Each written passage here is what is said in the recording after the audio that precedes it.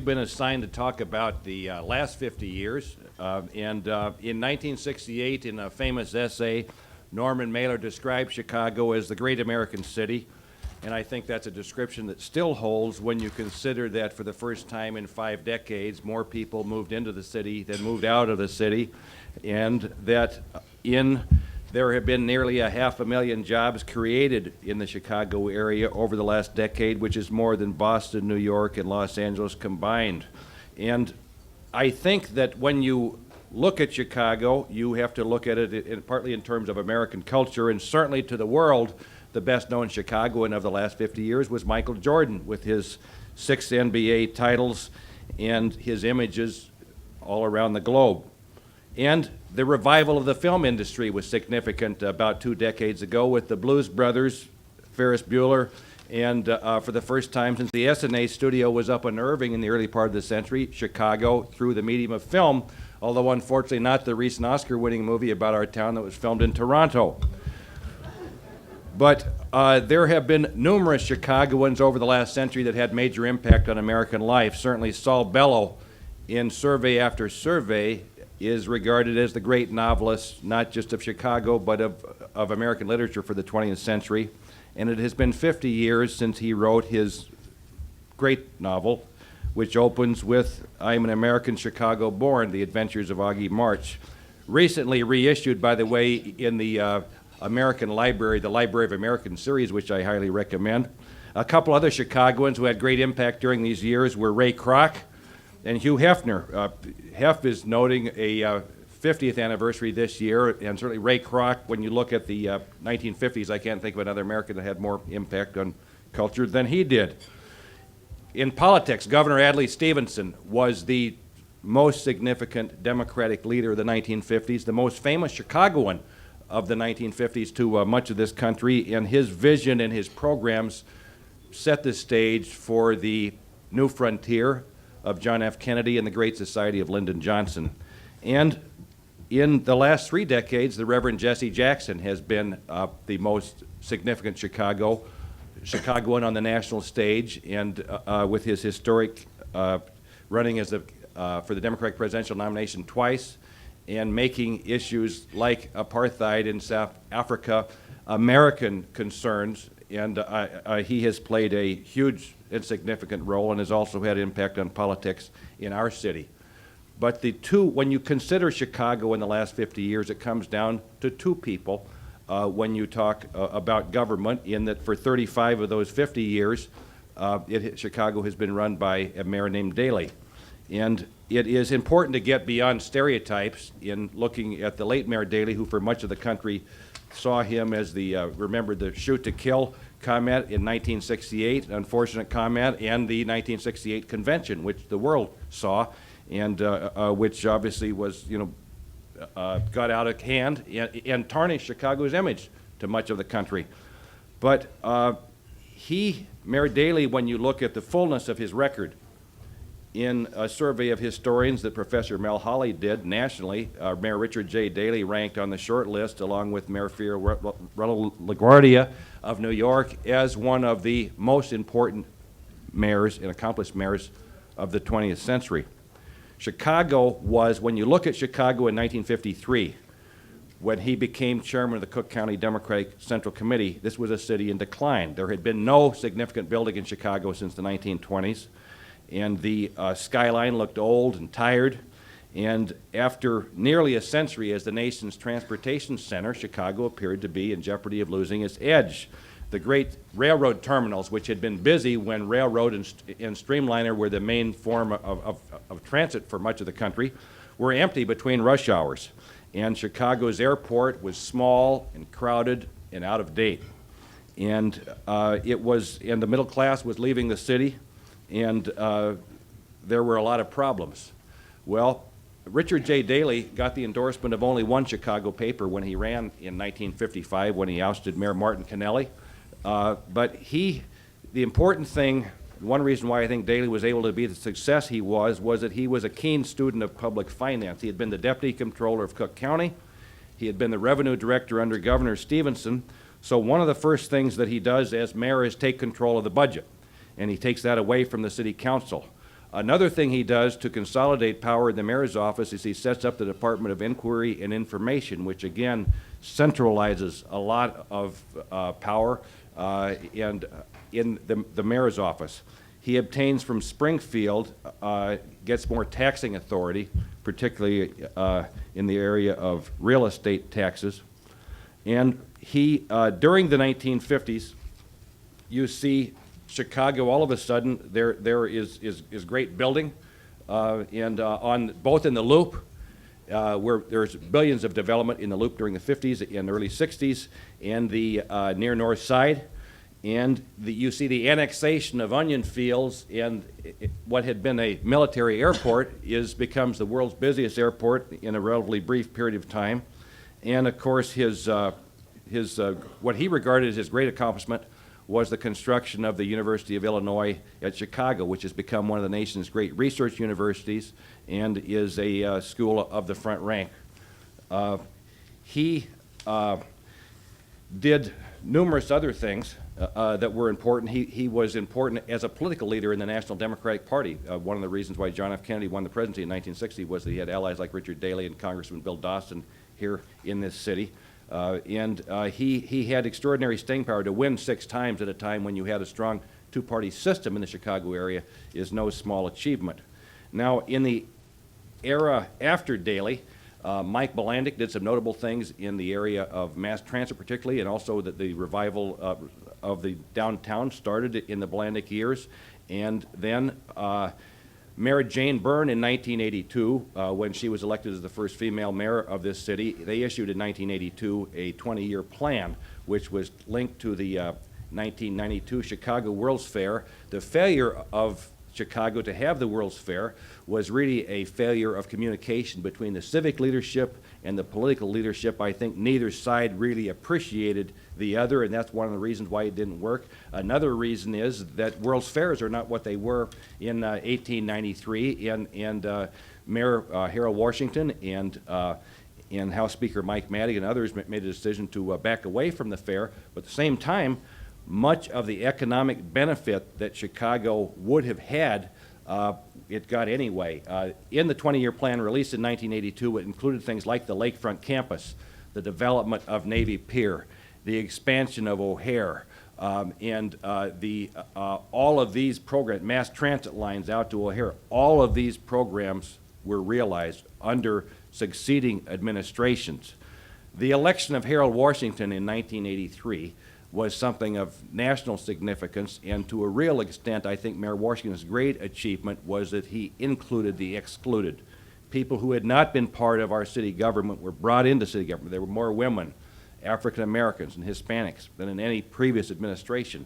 Another thing that he did was they passed a bond issue for something like $190 million, which went to every neighborhood in the city, and they were all received equal services and funding from City Hall, which was a great achievement. And finally, in the last weeks before his death, days before his death, the Cook County Democratic Central Committee, influenced by Mayor Washington, put together a ticket that included for the first time women and African Americans for county-wide executive office, and that is again part of his legacy. Now, I think one of the reasons why Gene Sawyer was an interim mayor, served for a couple of years, but Richard M. Daley, when he went in 1989, I think has become a better mayor because of the Washington years and what happened before him. He is more open and inclusive than his father. He is more out in the neighborhoods, I think, than any mayor that I've covered. Now, one thing else that is significant, I think, and why he has this dominance on the local scene is that during his time as mayor, there was a term limits movement around the country. And 4 of the nation's 5 large cities have term limits. So that is one of the reasons why he is now the dean of the nation's big city mayors. New York and LA passed term limits, which I think are misguided, but had they been on the ballot here, they might well have passed here also, which would have about 34 of the 50 members of the city council would not be in there anymore, nor would Mayor Daley if we had term limits. But he also has done a good job in bringing calm and stability to a city that had been sharply polarized during the 1980s. And as R.W. Apple observed in the New York Times, that Chicago under this mayor's leadership is prosperous, well-governed model for the rest of the country.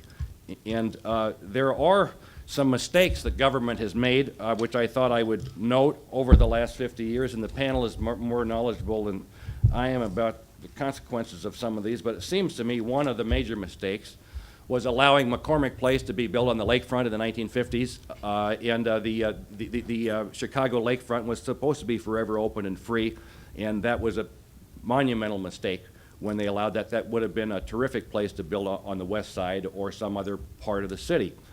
The CHA high-rises, which were well-intentioned at the time, and this was part of a national trend, they became were not built on a human scale, and the city is in the process of undoing this mistake with a $1.5 billion program over the next 10 years. Another blunder, I believe, was Soldier Field, having a football stadium on the lakefront, and which is an architectural monstrosity.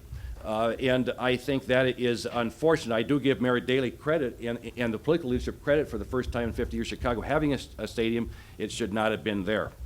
I would like to talk a little bit about the status of democracy in Chicago. There are a few things that I think the city did well in not having term limits. And one member of the Chicago City Council, who was on your first panel this morning, has suggested that it would be good to compress the size of the City Council from 50 down to 25 members, and because it would save $10 million a year. I think this is ludicrous, that Chicago is a city with 77 neighborhoods. One of the reasons why Chicago as a city of neighborhoods and people, I think, feel a sense of community is that we have 50 wards, and with an alderman, you do have someone, a public official, who is responsive to local groups. There was a cutback amendment in the Illinois General Assembly when I was a young reporter and thought I knew a lot more than I did now. I thought that sounds like a good idea.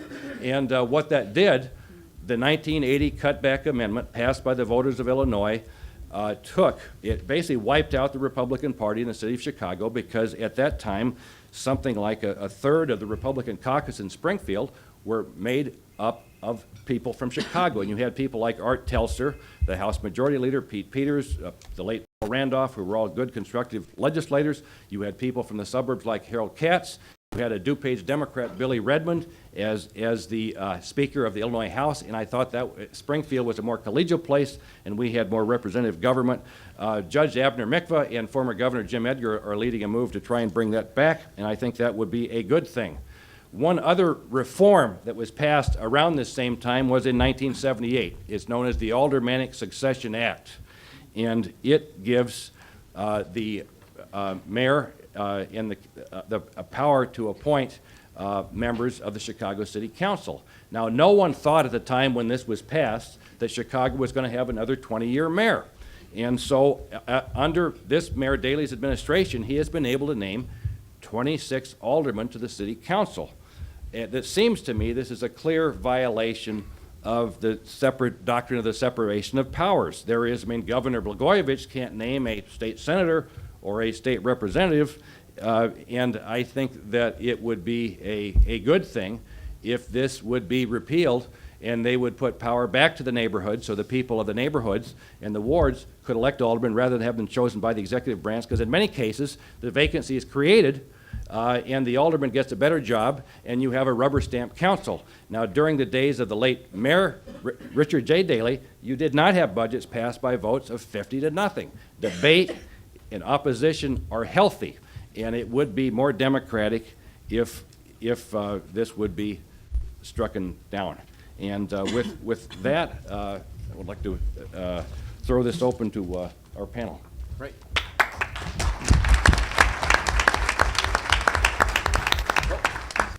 All right, we're going to run this the same way we ran the first panel. Anyone who wants to lead off, this is democracy. This is not a rubber stamp panel, though I think I named everybody there, but I am a benevolent. So, Phil, why don't you go right ahead? Phil Ponce, Channel 11, Chicago Tonight. You all know him. A round of applause. Everyone gets a round of applause. Thank you. Picking up on that last point that Steve just made, and by the way, I thought that was a really good thumbnail sketch of everything that you need to know at a cocktail party about Chicago in the past 50 years. If you're not from this area, I think having heard those remarks, you can hold your own anywhere.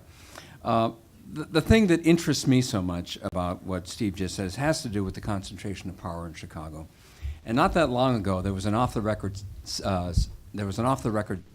session with reporters of somebody whose name you all know, whose name I will not mention, but this person was new to the city, and he'd been here for about 6 months, and someone said, well, can you tell us what your impression is and what strikes you as unique about Chicago, having as a newcomer?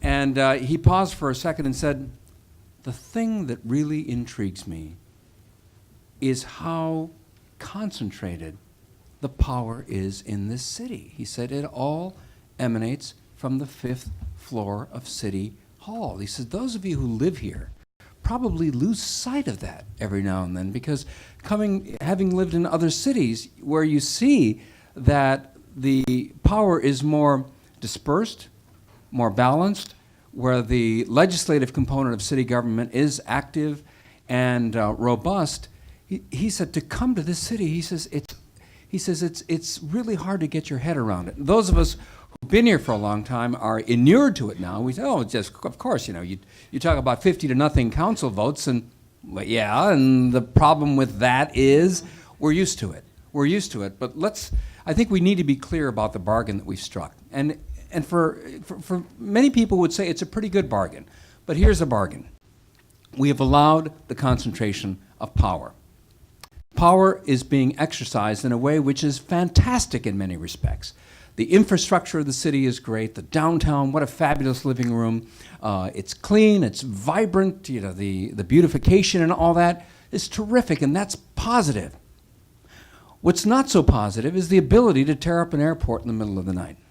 What's not so positive necessarily is the ability to ram through a stadium deal in the legislature with virtually no public input. That's not so positive. On the other hand, all of us have been to other cities where we look around at the city and think, ooh, this is not so good. I was just in Birmingham, Alabama a couple of weeks ago, and my wife and I walked around the downtown. It looked like something out of the Twilight Zone. The downtown area is maybe 10 or 15% occupied. One building after another. It's just like, what happened to the people?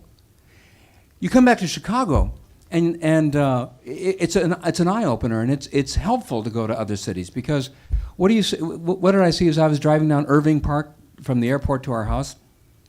Block after block after block on Irving Park Road, hardly any empty storefronts.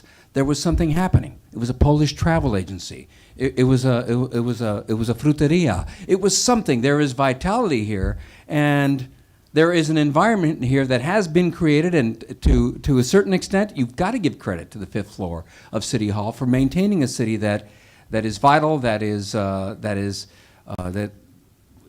where people are coming, where there are not bombed out block after block of buildings. So, but I do think we need to be clear about the bargain we have struck. There is concentrated power here. That power can be exercised in ways which are fantastic, but let's always be aware as informed citizens of the potential for that power to be exercised in ways maybe which are occasionally not necessarily in the best interests of the public. Thank you, Phil. Well, why don't we go right down the line? Bruce Dole, Chicago Tribune. I'm going to Oh, wait a minute, Bruce? I think you look at the 50 years that we're talking about, and I do think there's a sense that in 1955, Richard J. Daley was elected, and he flipped a switch, and Chicago was like the Land of Oz turning into Technicolor, in the movie. And I think it sometimes is missed that Richard J. Daley was a great beneficiary of timing, that in fact Chicago was blooming at the time that he was elected. The city built more than 500 factories in the 10 years before he was elected. The city built 65,000 buildings just in the 4 years before he was elected. Whether you like McCormick Place or not, George Taggy successfully lobbied the legislature to get approval for that 2 years before Richard J. Daley was elected. And in the year that he was elected, Fortune magazine said Chicago was the most exciting city in the U.S. I don't think the matter of months that the mayor might have had contributed much to that assessment. Chicago was on a wave at the time that the mayor was elected. Now, that's not intended to take anything away from the tremendous accomplishments that he had from 1955 to 1976. But I do think he really was a great beneficiary of the timing of his election. I think you have to remember, too, that at the time of his death, Chicago was falling into a lot of trouble. In the 1970s, we had a wonderful architectural downtown boom here. The high-rise boom, I think, tended to mask some of the deep trouble that Chicago was getting into in the 1970s. Dick Longworth did the series in the Chicago Tribune in 1981, Chicago City on the Brink, that looked at the previous decade in the 70s when Chicago lost people, lost factories, its tax base was shrinking, its debt was growing, its expenses were growing. That series said that Chicago has become an economic invalid, and that there was no reason then to think that it would ever turn around. I think we may have forgotten that now. Pierre, no less than Pierre de Visay, said he saw very, very little opportunity for Chicago to ever be a place for economic growth and development again. Fortune 500 companies were leaving the city, and the mayor's death, just as his election was a moment of great timing and fortune, his death was a moment of terrible timing and fortune, because Chicago went into a time of political upheaval just when it needed some kind of political stability to wrench it out of the spiral that it was in the 1970s. And after that, I'd say, one of the great untold stories is the last 20 years in Chicago, not necessarily in politics, although it's been a fascinating story, but in commerce. What happened in those 20 years to pull Chicago out of what a lot of people saw was a death spiral. You look back, and in 1981, in that series, people were sneering about the service economy. That I don't know if we were calling them McJobs at the time, but there was a lot of sense that Chicago was never going to get back, never going to grow again, because it was losing its manufacturing base. And this service economy was replacing $10 an hour jobs with $4 an hour jobs. Well, lo and behold, Moody's Investors Service earlier this year declared that Chicago is now the most economically diverse city in the country because it found a way to rebound from losing its manufacturing base and built up its service sector, its tourist sector, its travel sector, its convention business, that Chicago has lots of flowers blooming now that no one really anticipated in 1981, after the 70s was going to happen. Very good. Thank you, Bruce. Now, our buddy Laura Washington, formerly of the Reporter, now of DePaul University, which I said those words, let the record show, and also a columnist for the Chicago Sun-Times, Laura Washington. Thank you, Paul. I'm sorry I wasn't able to be here. Thank you, by the way, Paul, for putting this event on. This is a really great idea. It gives us a chance to do some really good reflection. I wasn't able to be at the earlier session, but I understand. Well, I could tell by the agenda that it was an all-male panel, and I'm happy to hear that that's not being repeated now. And a couple of people I was talking to outside remarked on how they thought there was a real impact. Because it was an all-male panel, it showed in terms of the presentations. There was only one woman mentioned during the entire time, and I guess it was Jane Addams, and she was just mentioned in passing. So let me be here to say, first of all, Paul, that not only am I of DePaul University, but I have been fortunately recently asked to occupy a chair named for Ida B. Wells, who was not of the period that we're speaking of today, but was of the earlier period. And I'm sure most of you know that she was a crusading activist journalist who, among many things that she did, started newspapers, to take on many causes. She pretty much single-handedly helped wipe out lynching in the South through the work that she did as an investigative reporter in terms of documenting lynching and helping to bring an end to it. So she's not of the right period, but I felt I had to mention her. There's many others of the right period. I just jotted a few names down here that, in the interest of time, I won't go into them, but you know who all of them are. Lorraine Hansberry, who was the famous Pulitzer Prize winning playwright. Gwendolyn Brooks, the wonderful poet. Jane Byrne was mentioned before, our first woman mayor. Carol Moseley Braun, the first black woman senator. Journalists and writers like Epi Lederer, who recently left us, who spent most of this period writing and making a name for herself as an advice columnist. Dawn Clark Netsch, who is still with us today and did a fine job as a state legislator and comptroller. And even Betty Lorraine Maltese, who in her days was colorful, and I was just reading in the paper this morning that she's doing well in jail. So hopefully she'll be joining us. She will be coming back to bring us more antics in the future. And you can How go long on. have they had slots in jail?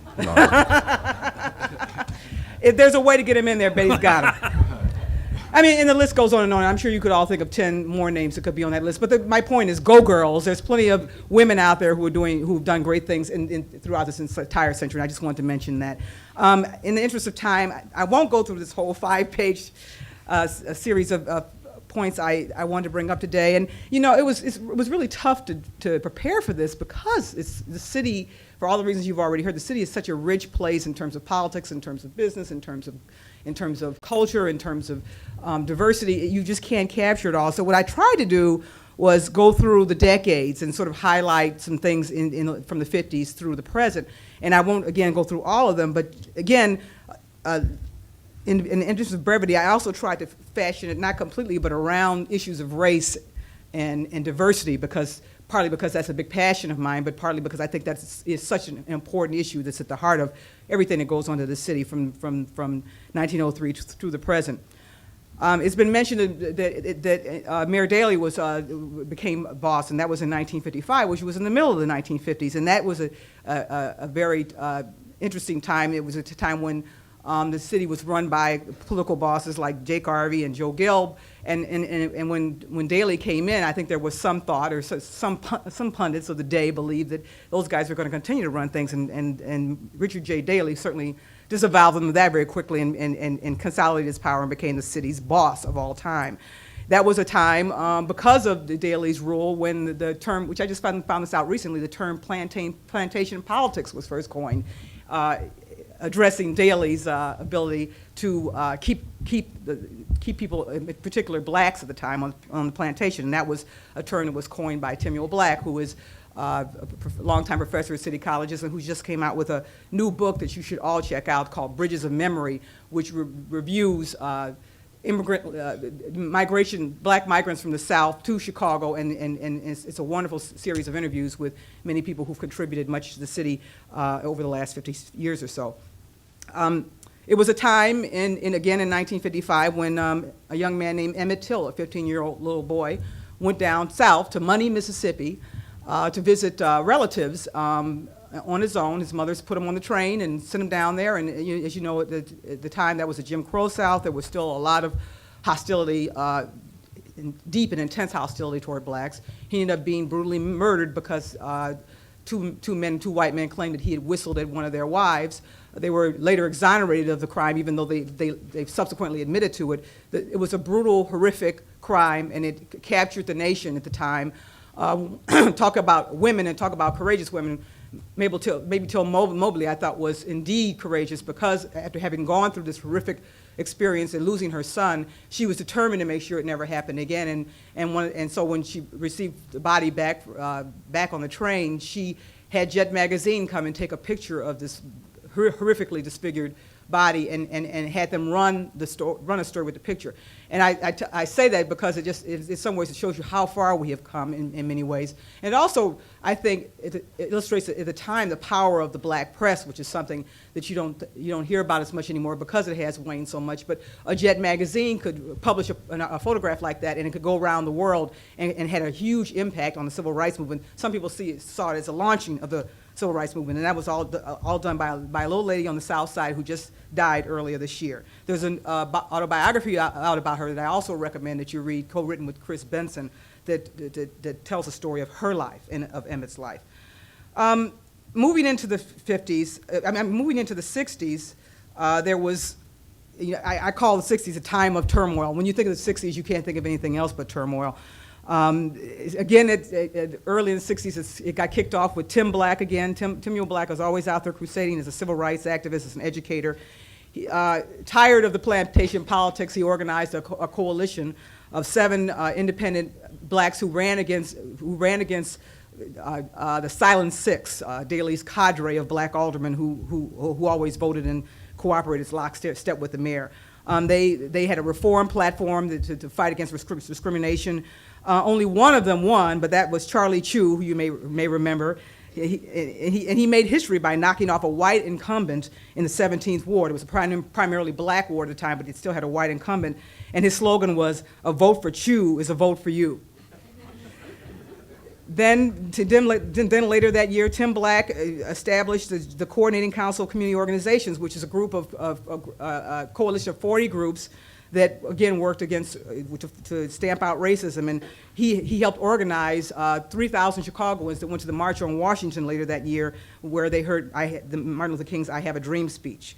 Then later that year, you probably remember School Superintendent Benjamin Willis, who was notorious for his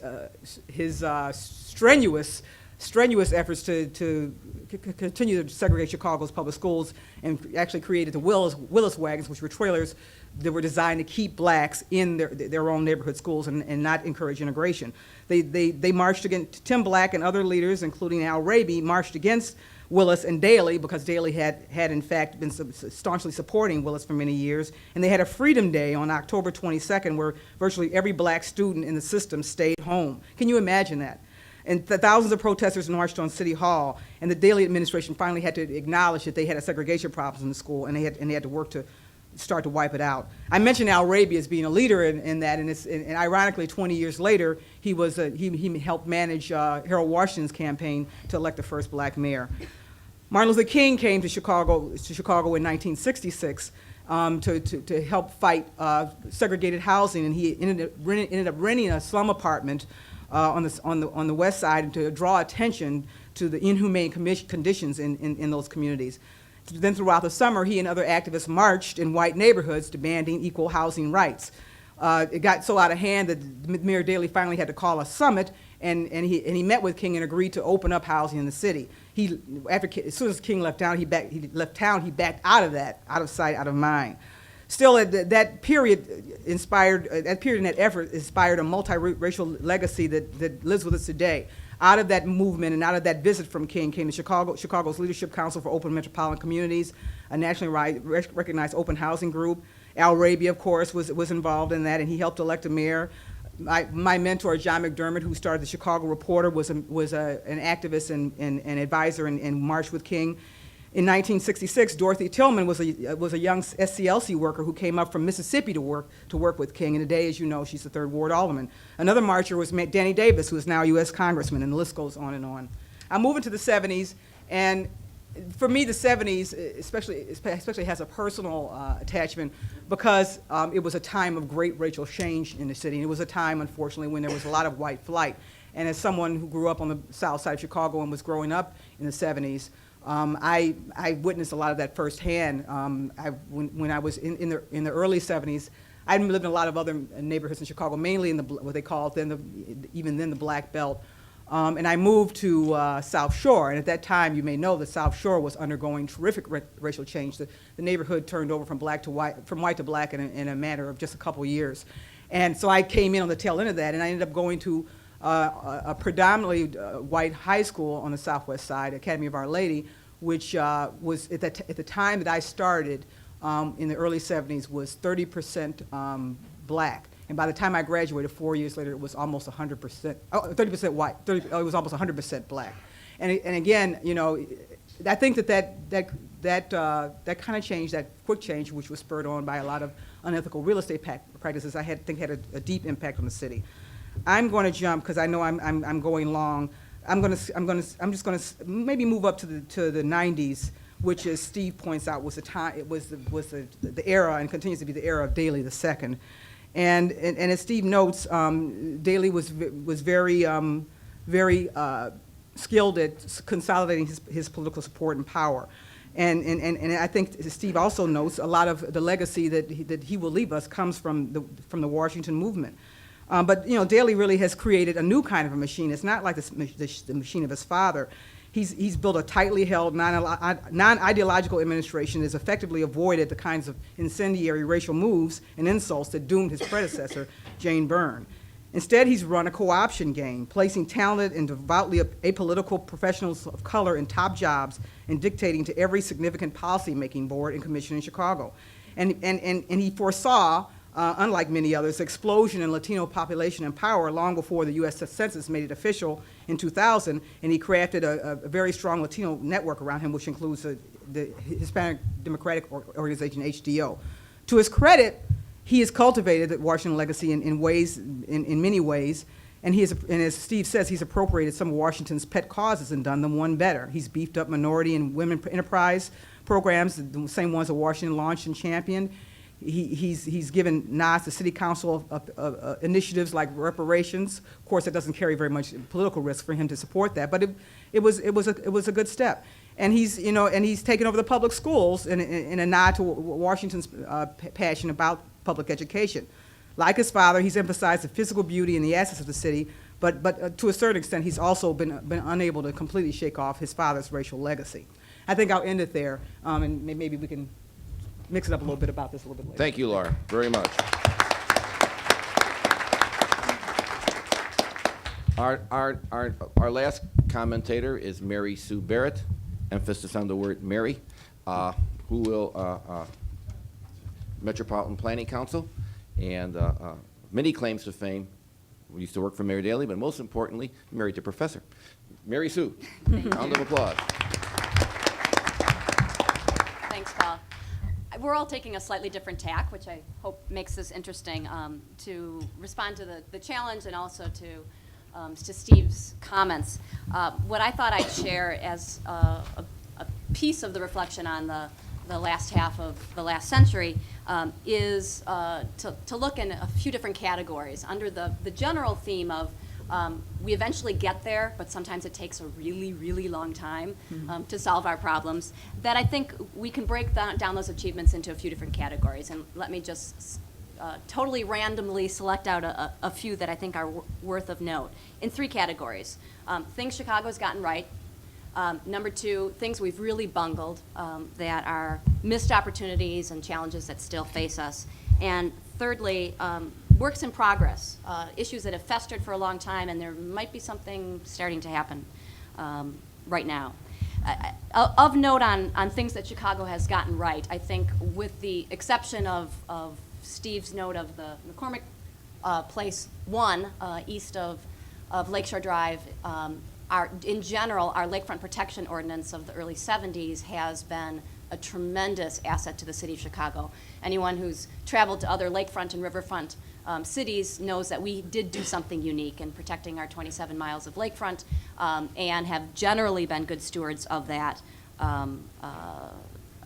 mandate. That's continued with attention to and investment in the lakefront up and down, and of course the addition of Millennium Park, which will open this coming year, had its roots in some earlier civic efforts, literally 30 years earlier in the 1970s, of a group of civic organizations that got together around something called Lakefront Gardens. Just didn't have a funding source. So sometimes it does take a very long time. Another issue that I think Chicago has gotten right, particularly when you look at our competitor cities and regions, is our manufacturing policy. We have done much better than places like San Francisco and New York in recognizing that this, while a shrinking segment of our economy, is one that we have to jealously protect through policies like planned manufacturing districts, strong industrial corridors. This is an issue that my organization, the Metropolitan Planning Council, does get a lot of inquiries about from around the country about how we did that, about and valuing the industrial job opportunities. There's another category of missed opportunities, of things that we really never got our act together, and here I'm casting blame, I guess, on everyone involved: civic leaders, business leaders, political leaders, through the decades. I'd start out, no surprise for those of you who know me and know the work of the council, with tax reform. We've got a tax system that, ironically, in the beginning of this period of the 1950s, was smart because of where we were. We had separate city agencies and avoided some of the problems, even bankruptcy that New York did of having a separate taxing structure for entities like the Chicago Park District and the Chicago Transit Authority, separate from the rest of city government. Many of those things have served us well through the years. What has not served us well is the fact that we haven't taken a look at our, roughly 1970 structure of property tax reliance. Cook County is no longer king of the economic development game, and when you tax businesses and industry 3 times as much in Cook County as you do in the surrounding Collier County areas, it's no surprise that we've seen an exodus of jobs. Meanwhile, the service economy has exploded, and again, our state-created tax system doesn't capture any of that growth. So we've definitely missed some opportunities, and you know how many times we've tried to talk about changes to this. It plays out both for schools, but it does significantly play out for economic development. I'd also make note of the fact that we haven't had in the city of Chicago a comprehensive plan citywide since 1960. Most municipalities in other parts of the country and surrounding areas in this region might have a comp plan updated every 5 to 10 years. So we kind of diss planning in our city sometimes. If we could reorient our thinking, not that planning is a process, as a delay tactic, but that planning helps you seize the greatest opportunities. We're undergoing a rewrite of our zoning code right now, and there is a plan guiding how you zone for the central area. There is no plan for the neighborhoods about what do you put where and where do you want to grow. A third missed opportunity is our bifurcated transportation systems. Again, you can point to the creation of the RTA, the restructuring of the RTA, the fact that we have a tollway system separate from IDOT roads, and no surprise that there's nothing that a commuter can use that's a one fare card to transfer between CTA and Metro. We built that system, and we haven't changed it. Now, I think one note of optimism there is that there is a new state transportation task force. Hasn't started work yet. The governor needs to make some appointments to the task force. But again, for the first time in 30 years, we may be taking another look at how to better both distribute dollars, limited dollars, but also connect where you make those transportation investments with development decisions. And that's something that this region really hasn't recognized, that those two things need to be connected if we want to target our residential and retail and other development. We ought to do it around where we're putting the infrastructure. A final category that I think is worth taking note of with this sweep of history is works in progress. These are things where we've certainly had failed attempts in the past, but maybe something perhaps is changing. I'd start with zoning reform. Interestingly, this is a process that bookends this 50-year time period. 1957 was our last zoning ordinance, and the result of the fact that it hasn't been updated in such a long time means that every year the city council has in recent years been passing about 1,000 zoning amendments a year. Spot zoning, down zoning, the real micro approach instead of having a game plan for where you want development to occur. So that's changing. There's been a zoning reform process underway for several years. The ordinance is very good, visionary and cutting edge, and now we need to remap the city. We've got these categories, and so that's one to watch. Will we have a thoughtful process outside of the loop, because we have a good process for the central area, my favorite example is retail. There's 700 miles of retail in the city of Chicago. It's based on our streetcar system. Every 4 blocks, north, south, east to west in the city of Chicago is zoned for commercial retail. We can't sustain that with today's purchasing and shopping patterns. So where the retail corridor is supposed to be preserved, and where are we going to go with a different strategy? Those are the kinds of decisions we face. Another work in progress is the plan for transformation of the Chicago Housing Authority. We're roughly 5 years into that 10-year plan, and there's no place else in the country that has the magnitude of problem that we started with and scope of change that we're attempting.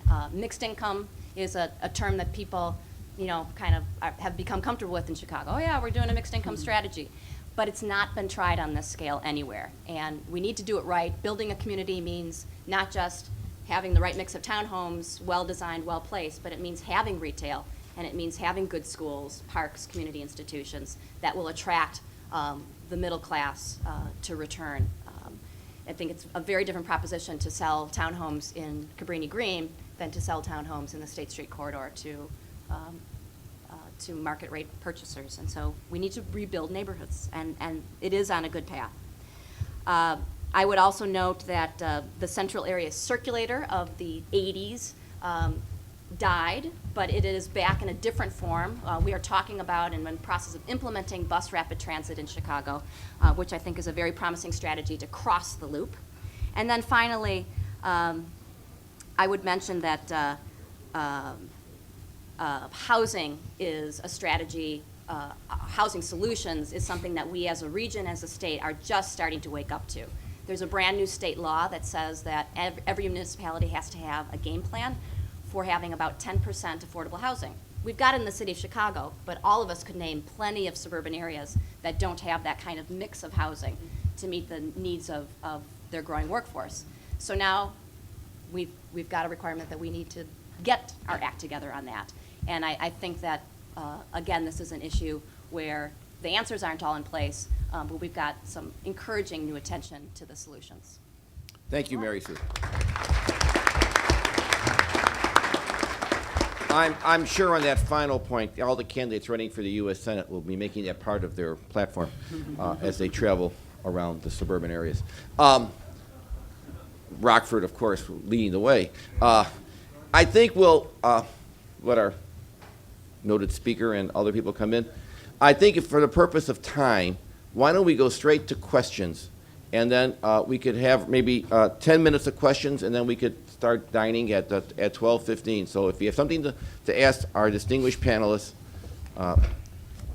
even if you work for the sheriff's office, Mr. Carey, be happy to listen. And just state your name, and if you're from an organization, what's your organization? Yes, sir.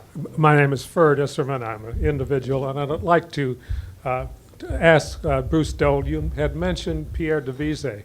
I recall Pierre Devise coming out almost every year and predicting the demise of Chicago. What happened?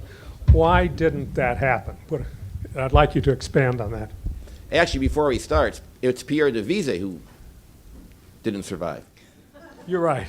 But he had a very distinguished position. I think he was a professor. At Roosevelt University, yes. Wasn't it the University of Chicago as No, well? No, one of ours. Roosevelt, okay.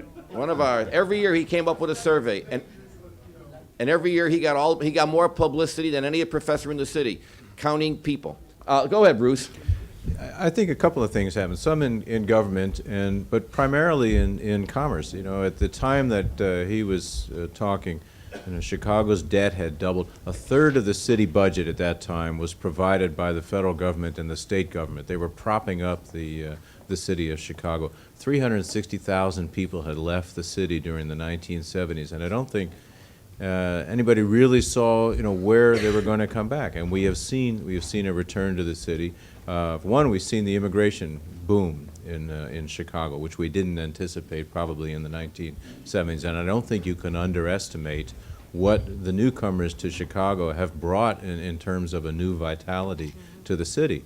I think also at that time we saw manufacturing leaving, and we didn't know what was going to replace it, but we knew we didn't like the service sector. As I spoke earlier, we were already sneering at low-paid jobs. What Moody's suggests is that not only did we find a replacement, we found many replacements for manufacturing. We found 5, 6, 7 different sectors that could make Chicago go. And even though, and many people think that Chicago missed out on the technology boom, in fact, the fact that it was not a huge player in Chicago in the 80s and 90s probably helped to cushion it a little bit when we had the bust. Chicago didn't lose out as some of the cities on the West Coast did because it had a far broader-based economy. I think also we found some political stability after a number of years of unrest. But I think there's also a lesson to learn from that now with Mayor Daley in charge for 14 years, no successor in place, really a one-man show.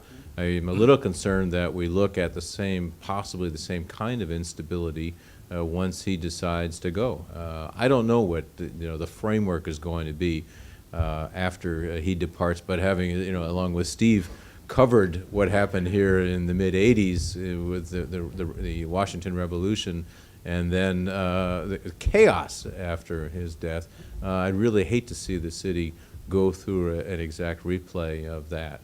So, I think, largely what happened was that the business community, in a time of political chaos, found its own feet.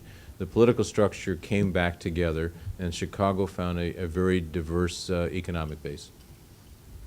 Very good. Short questions, short answers. We want to get everybody in. Brian Bernardoni. This question is directed towards Mr. Neal. Most of us have probably read the books on Daley, and there's been a wide range of them from the time he was mayor all the way through and the post-mortem on Richard J. Daley. Has the definitive book been written, in your opinion, or I guess this could be opened up to the panel, other than Dr. Green's books, of course, but has the definitive book on Mayor Daley been written? Smart kid. If so, what is it? And if not, don't you think after 30 years it's about time to start writing it? That's a good question. Has a definitive book on Richard J. Daley been written? I would say the answer to that is no, but there have been some good ones. My own personal favorite book about Mayor Daley is by F. Richard Ciccone, the former managing editor of the Chicago Tribune. Dick is the only Daley biographer who really understood politics and also covered Mayor Daley. And that's a book, I think it's out of print now, but I highly recommend that. Mike Royko's Boss is a triumph of Mike's style. It's still a terrific read and gives you a feel for Chicago at that time, but that was written right after 1968. But it is, like all of Royko's stuff, written with humor and verve. Elizabeth Taylor, who is the book editor and Sunday editor of the Chicago Tribune, did with a collaborator, I don't recall his first name, who writes for Time magazine, named Cohen, did a book called American Pharaoh, which is a fairly comprehensive study of Mayor Daley by two good writers. Bill Gleason, who was a longtime sports writer, did a book called Daley of Chicago. That Bill, like Mayor Daley, comes from the South Side, and it is a book that is an underrated book. Eugene Kennedy did a book called Himself that was published by Viking, edited by Jackie Kennedy. That is a pretty readable book. Gene Kennedy but one book that I recommend that I really like a lot was written by an old friend of Paul's, Professor Milt Rakoff at the University of Illinois Chicago, had the wisdom to do oral histories with a lot of the late Mayor Daley's contemporaries. Many of them are now deceased. And the book is called We Don't Want Nobody Sent, from a wonderful story that Ab Mikva, when Ab was a law student at the University of Chicago, he went and volunteered to the 5th Ward Regular Democratic Organization. And they said, who sent you? Nobody. And he was told, we don't want nobody sent. And I really, if you want to feel for the Daley years, that is a terrific book. And now the UIC has just launched a Richard J. Daley oral history project. The National Book Award winning historian Robert V. Remini is the director of this project. Before Mrs. Eleanor Daley died, she gave Bob Remini a half-dozen interviews. There are a number of others. I think they've talked to Dan Rostenkowski, Natalie Stevenson. So that is a resource from which a future Daley biographer will draw, and I hope that book will be written, because I don't think it's been written yet. Okay. Mushy. Nance Dulay. I'm with the Commission on Human Relations, Adjudication, Anti-Discrimination, and we're situated in North River between Cabrini Green and these luxurious townhouses and expensive restaurants. And I was just wondering if the Planning Council has any say in what is happening to Cabrini. Mary Sue, I think it's directed to you. There are site-specific plans for every public housing redevelopment plan. Cabrini was one of the early funded ones, so it's a little bit further along, although pieces of it are not as far along as they should be. Demolition of buildings north of Division, for example, should have happened and need to happen. How about near Chicago, north of Chicago? if I have this information right, not every one of the high-rises at Cabrini are to be demolished. Some of them are going to be rehabbed, and the ones further south are in better shape and scheduled for Renovating. rehabilitation. And the senior citizen buildings that are nearby have already been rehabbed. I see, thank you. Mr. Manwith, short question. Bob Manowith, a City Club member. We talked before about the fifth floor and 50-0 votes. Across the fifth floor is another legislative body which seems to be showing a little guts, and I wonder whether the panelists foresee that in the next round of aldermanic elections, some people a little bit independent might be elected to make a little noise. All No. depends on those endorsements. You know, they really count a lot. Go ahead, Bruce. You know, as much as we pushed for 2 years for that kind of revolution in Cook County government, and even then it surprised me when it actually happened, when we had a number of people who were defeated. And it was not on the basis, I think we had a role, a lot of people had a role. It was not on the basis of a single endorsement, but, you know, fighting, you know, trying to bring attention to it for a number of years. It's kind of odd now. We probably spend more attention, at least on the editorial page, on the Cook County Board than we do on the Chicago City Council. It seems like there's more of an opportunity on the Cook County Board right now than there is on the council. But, you know, we missed a revolution on the council the other day. The council, when it passed the ordinance requiring on fire doors in response to the county fire, did that without the mayor's explicit approval. Now he undid what they did very quickly, but you know there was I had people calling me up and say, "You missed the revolution. You know, why didn't you pay attention to that?" I mean, it was true that we didn't. It was a rare time that that something happened in the council without the mayor's blessing, and it kind of went right over us. Okay, Grant. Grant By the way, we're going to Linsky. limit the number of questions because obviously we have to serve the food. So let's end it with no more people lining up. This is democracy, Chicago style. If you know that, it's over. Go ahead, Grant. Since some history is cyclical and some of it's linear, dealing with the issue that you kind of alluded to with the cycles of the first daily versus the second daily and what's happened to the city economically in terms of development for also all types of projects for future development purposes. Where do you see things going after this Mayor Daley's out of office? Do you think that we're going to have as much of a gap as before, or do you think that there's a chance for better transition without losing as much of a step going forward for the community? I think that's a really key question because I think as we look in the short term, one of the key points in the city's future is what happens when this mayor leaves office. What will the transition be like? Will it be chaotic as when Harold Washington died, or will there be something a little more orderly? It's hard for me to believe that the next mayor won't be black or Latino, for example, and I think the emergence of Latino leadership in the state legislature right now is a bellwether of what that might be. But other key concerns, you know, you're one of the first ones to ask about the future, and that has to do key issues for the future: affordable housing, transportation, education, and whether or not this diverse economic base is going to continue. And there's always some question marks. What are the unpredictables? What are the cataclysms that can conceivably happen in the city that would have a big impact? Number one, a sudden void in leadership.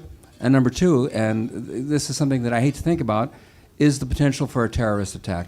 You know, those unknowns are the kinds of things that can define any city. Steve, you want to make a quick comment? Yes, I think that the next transition will be smoother in part because in 1995 the city shifted from a partisan system when we almost had a Nazi nominated for mayor on the Republican ticket.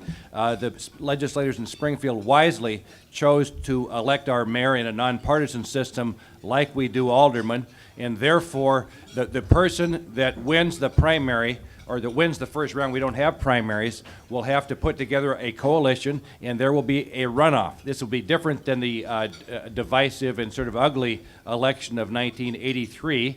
And so, and I would agree with Phil, I think because of that, a candidate with the base of support, such as an African American or a Latino, will have a good chance to be chosen as the next mayor. Remember, Milton Rakoff's name was mentioned in one of his books. He was going to title it, he told me this, Don't make anyone who could unmake you. And I've always thought that's sort of the guiding principle of Chicago politics. When one takes a look at housing, Name. Thomas McElroy, Level All right, 1 Tom. Global. When one takes a look at housing in Chicago and how the prices of housing have increased over the years, do any of you all remember the old Kramer plan, and how has that plan materialized and what housing looks like now in Chicago? You're talking about Ferd Kramer and the public Prairie Shores. Talking about the South Loop, Well, Dearborn Park and beyond. No, before that. Prairie Shores. Right. What's the other one? Lake Meadows. Lake Meadows. Thank you, Eddie. Right. I mean, there's some of the developments that have stood the test of time, I think, very positively in the city of Chicago, and are models for others, whether they're high-rise or what came after Lake Meadows of Dearborn Park 1, 2, 3, et cetera. The slight increase in the 2000 census of the number of communities that are mixed race, in addition to mixed income, is also, I think, an encouraging note. But what we ought to be shooting for in Chicago is giving people more housing choices.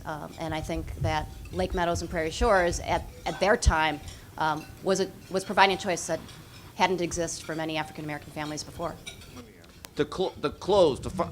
Yeah, quick. But see, my understanding, the part of that plan was how they discussed how minorities would migrate to some of the suburbs and how those suburbs would be built up. Then there would be a migration back to the city, but those that went out to the suburbs, by the time that migration to the city came around, they wouldn't be able to afford to get back, which is kind of what you're seeing. Yeah, well, we may do a luncheon on that, because that's a critical issue. But Joel Cohn to close. Make it a good one, Joel, and make it a short one. Hope it will be. Actually, I see we're doubly blessed. Father McDermott is here. Jeff has not asked a question, so it's a great day. This is somewhat of a metaphysical question. I think there's been a great void with the loss of Mike Ryko. So my question is, Laura Washington, the next Mike Ryko?